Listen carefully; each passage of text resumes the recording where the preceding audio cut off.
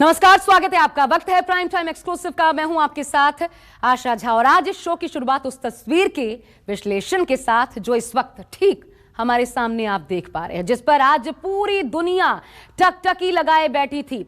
एक और भारत रूस के बीच होने वाले समझौतों पर अमेरिका बेहद चौकन्ना था।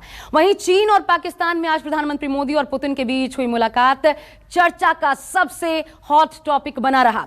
कोरोना काल में जिन पुतिन ने G20 समिट से दूरी बना ली थी, ग्लासगो जलवायु परिवर्तन से भी कन्नी काट गए थे पुतिन, यहां तक कि चीन का दौरा तक रद्द कर दिया गया। महामारी के इस दौर में उनकी भारत यात्रा इस बात पर मोहर है कि यह मुलाकात सिर्फ रणनीतिक रिश्ते मजबूत करने के लिए नहीं, बल्कि भारत रूस के बीच प्रगाढ़ होती दोस्ती का प्रमाण है। देखिए।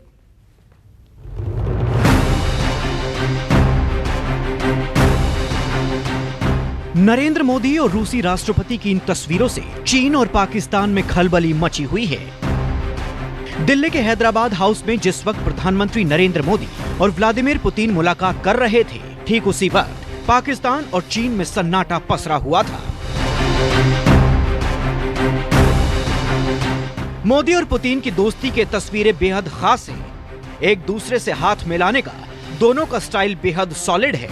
दोनों नेताओं के चेहरे पर दिख रहा ये आत्मविश्वास और ये मुस्कान बता रही है कि रूस और हिंदुस्तान के रिश्ते चट्टान की तरह मजबूत हैं। रूसी राष्ट्रपति व्लादिमीर पुतिन 21वें भारत रूस वार्षिक शिखर सम्मेलन में शामिल होने भारत आए हैं। 21वां भारत रूस वार्षिक शिखर सम्मेलन नई दिल्ली में हुआ।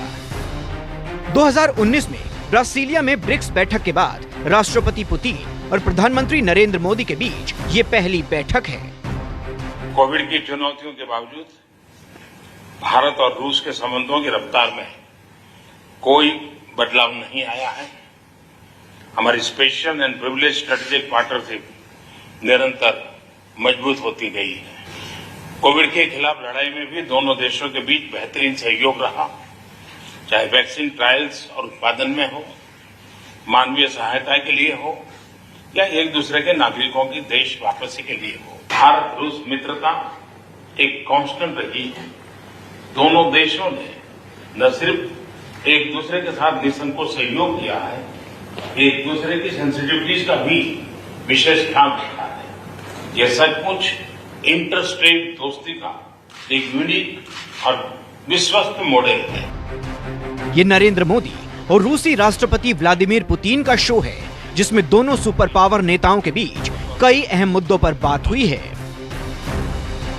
इनमें मिलिट्री और technical partnership, space exploration, connectivity, science और technology, culture, education, peoples to peoples connect पर फोकस रहा है। ये जो विजिट है ये बहुत ही अहम है दोनों देशों के लिए। और जैसे मीटिंग के पहले दोनों ने कहा है, प्रेसिडेंट पुतिन ने कहा है कि ये बहुत ही पुरानी और बहुत ही स्ट्रांग हमारी रिलेशनशिप है, बहुत स्पेशल है और बहुत वो खुश है यहाँ इंडिया आके। और हर एक चीज पे डिस्कशन होगा जो दोनों देशों के लिए बहुत इम्पोर्टेंट है। रूस हिंदुस्तान को वो ब्रह्मास्त्र दे रहा है जिसे दुनिया S-400 कहती है।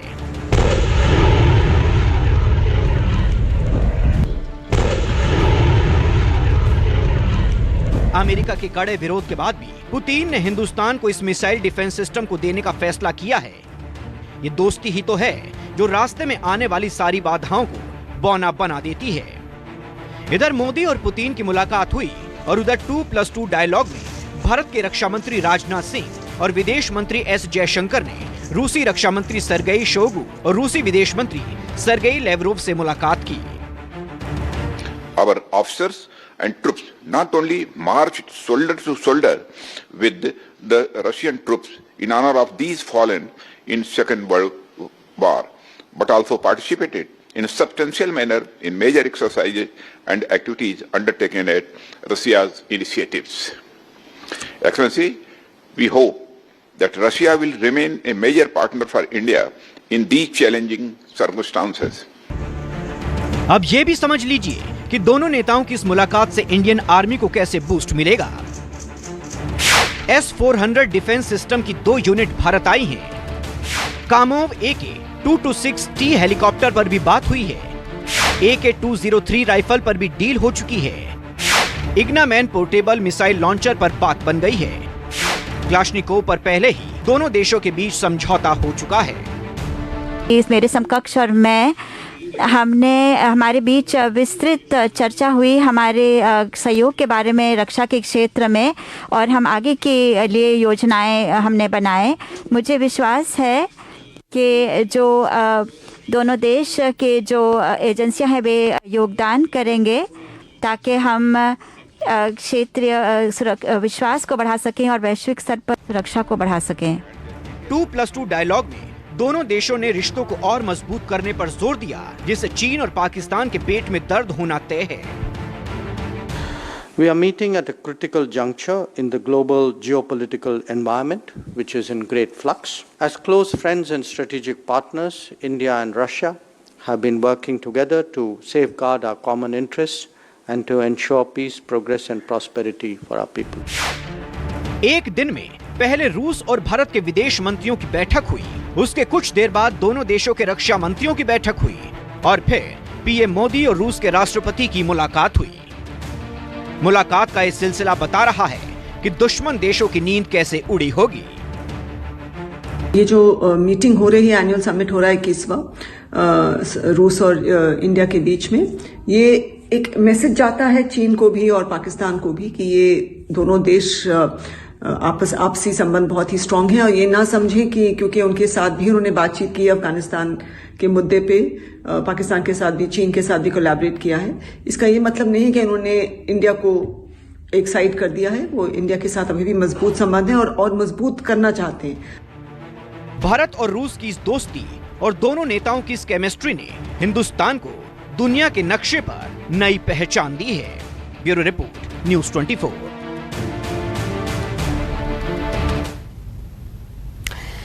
बहुध्रुवीय दुनिया में भारत एक सशक्त केंद्र है जिसकी विदेश नीति, दर्शन और सिद्धांत रूस से मेल खाते हैं। जी हां, ये एक एक शब्द रूसी सरकार के उस बयान का हिस्सा है जो 1 दिसंबर को दिया गया। पहले इस बयान से और अब भारत का दौरा कर पुतिन ने अफगानिस्तान के मुद्दे पर भारत और रूस के रिश्तों में जो दरार आई थी उसे पूरी तरीके से भरने का काम किया है। दोनों देशों के बीच आज रक्षा सहयोग पर कई अहम समझौते हुए, लेकिन 2+2 डायलॉग का फोकस आज एक ऐसी डील पर था जिस पर नजर हर किसी की टिकी थी। देखिए।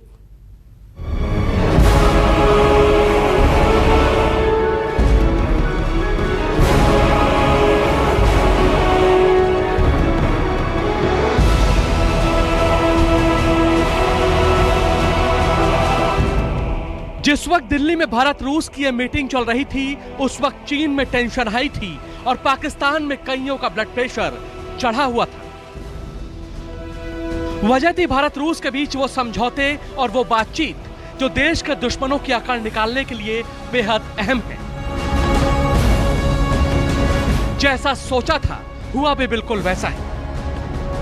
रक्षा मंत्री राजनाथ सिंह ने रूस के साथ द्विपक्षीय बात में चीनी अतिक्रमण का मुद्दा उठाकर यह बता दिया कि हिंदुस्तान की नजर न सिर्फ अपने दोस्तों पर है बल्कि कहीं ज्यादा अपने दुश्मनों पर है, जिनकी नीति और नीयत में खोट है। Unprovoked aggression on our northern border since early summer of 2020 have thrown in several challenges. India is confident of overcoming these challenges with its strong political will and inherent capability of its people. I am glad that despite all these challenges, India-Russia defense engagements progressed in an unprecedented manner in recent times. जब भारत रूस के बीच 2+2 meeting चल रही थी तो agenda बिल्कुल clear था। Focus था देश की सुरक्षा और अपनी ताकत को बढ़ाना। इसी के मद्देनजर दोनों देशों के बीच रक्षा सहयोग पर जोर के साथ S-400 मिसाइल सिस्टम की सप्लाई पर चर्चा हुई। लेकिन जिस एक डील पर हर किसी की नजर टिकी थी वो थी AK-203 assault rifle deal. 203, it is a joint venture which will produce rifles AK-200 and for the entire 10 years we will produce common quantity of more than 600,000 rifles. 2+2 dialogue में रक्षा मंत्री राजनाथ सिंह ने अपने रूसी समकक्ष सर्गेई शोइगु के साथ assault rifle AK-203 की खरीद के समझौते पर हस्ताक्षर किए। एक ऐसी राइफल जो भारत के डिफेंस के लिहाज से बेहद कारगर है। भारत रूस के बीच इस समझौते से दुश्मनों में खलबली। अब समझिए आखिर भारत और रूस के बीच हुए AK-203 की इस डील में खास क्या है और इसके मायने क्या है। भारत रूस में 10 साल तक AK-203 मॉडल की 6,14,427 राइफल के प्रोडक्शन की डील हुई है।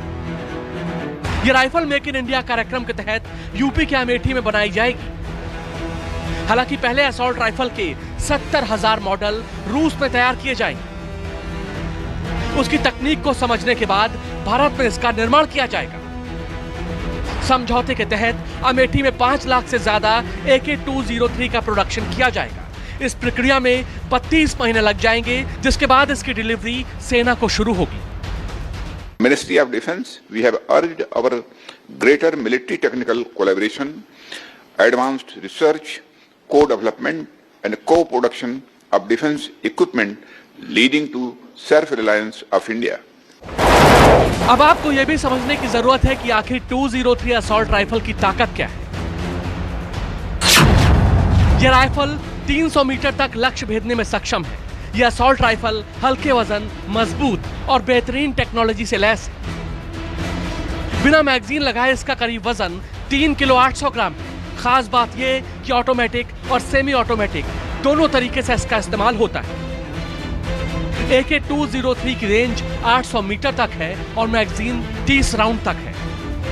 इतनी भारी मात्रा में जब भारत में ये असॉल्ट राइफल्स आ रही है तो हमारा जो इन्फेंट्री उसकी जो बेसलाइन वेपन्स है उसमें ये कंप्लीट ट्रांसफॉर्मेशन हो रहा है और इसका असर जो है वो जो हमारे शत्रु देश है उनके ऊपर गिरना लाजमी है। वो इस तरह के समझौतों को बड़ी गंभीरता से उसको देखते हैं और मैं हमेशा से कहता रहा हूँ कि रूस जो है वो भारत का सबसे विश्वसनीय सामरिक और राजनीतिक कूटनीतिक साझेदार है पिछले 70 साल में और वो टाइम टेस्टेड है। उन्होंने हमें हर वक्त में मदद की है। भारत रूस के बीच जिस डील पर मुहर लगी है वो करीब 5,000 करोड़ की।